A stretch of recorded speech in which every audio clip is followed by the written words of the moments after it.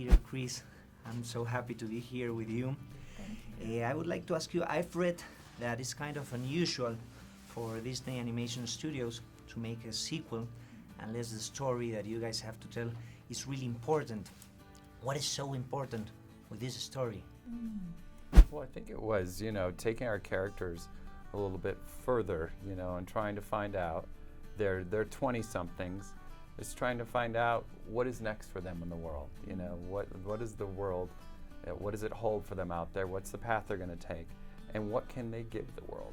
And I think it's a very powerful message to say with these characters and to our audience too. The spirits will challenge you every step of the way.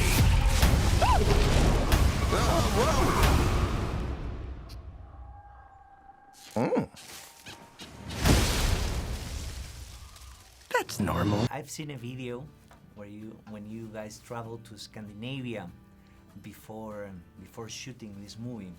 I found it really interesting how you guys started traveling to a wonderful place. What do you guys feel that you learned from this trip? Yeah. Well, I think we always want to create a believable world, not necessarily the realistic one, but a believable world. And to do so, that requires research and sometimes finding inspiration. So we traveled to Norway and Finland and Iceland. And Norway and Finland, we found sort of the fairy tale setting, which is really the genesis of the Enchanted Forest for us. And you could feel all the folklore that we had read about before that come alive in the forest. And Anna felt very much at home.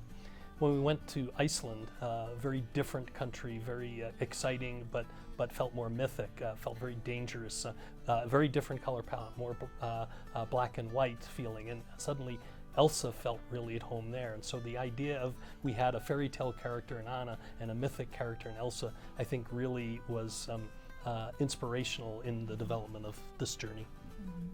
You learned something important for your personal life as well from this trip? We did. We learned that Chris fits in an enchanted forest, Yes. and Peter, and I fit in Iceland.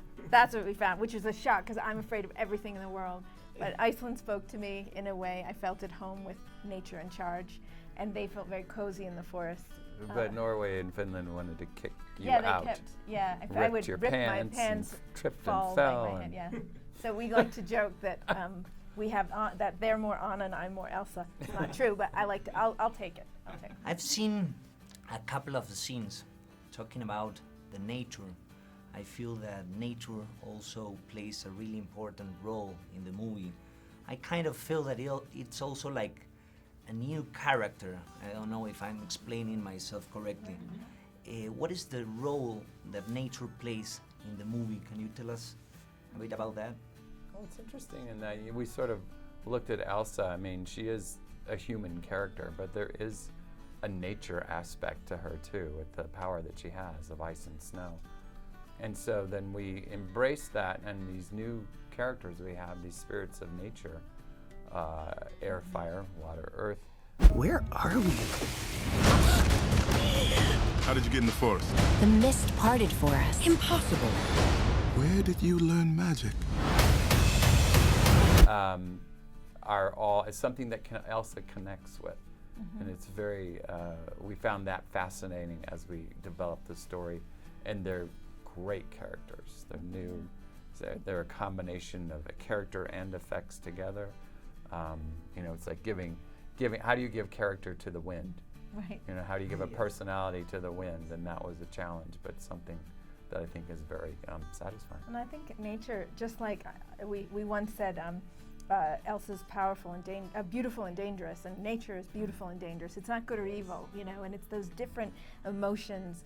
And if you listen to it, it has a lot to tell you, and you have to learn to communicate with it. And so this by being able to anthropomorphize it with spirits and put Elsa and Anna and the gang in that environment, and Olaf, who is made of water, frozen water, is quite exciting. So I think that we had a lot of fun, and it actually just kept growing as we were exploring the story. And what were the most challenging things this time? Well, story's always the most challenging. from the beginning almost to the very Very end. we are still challenging ourselves with the story, making sure we're telling the right story. Evolving from that story was a very big, expansive movie that presented challenges on to our artists and the production crew, but they rose to the occasion, and I think we have a very beautiful movie that pairs the two beautifully. Well, last question, what do you guys feel that the fans are going to love the most this time? Oh, wow. I Love hope the they're. most. I hope we surprise them again in good ways. I mean, this is a mystery, which is different than the first film in terms of the structure of it, and that I hope they're surprised by where we take these characters, but ultimately excited. And I hope that they're satisfied with, where our characters end up. I know that we are. We love where they end up, and I hope the fans feel the same way.